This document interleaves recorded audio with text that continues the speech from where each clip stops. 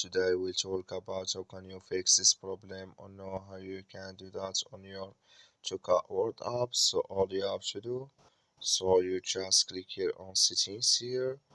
When you just click on settings, it's going to show for you this like this here. Then you go down, just keep going down, you click here on apps, come to apps this here, and here you're looking for Toca Word app, or just click on search, then here at Toca Word app, just click on it here. So then you come to this list, click on for soap, click on OK.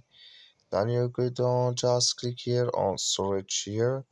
Come to storage list, you just click here on clear cache.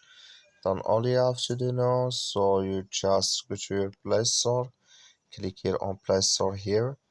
Then here you search for Toca Boca Word. It's going to show for you like this. You will find here update, click on it, then it's going to work with you.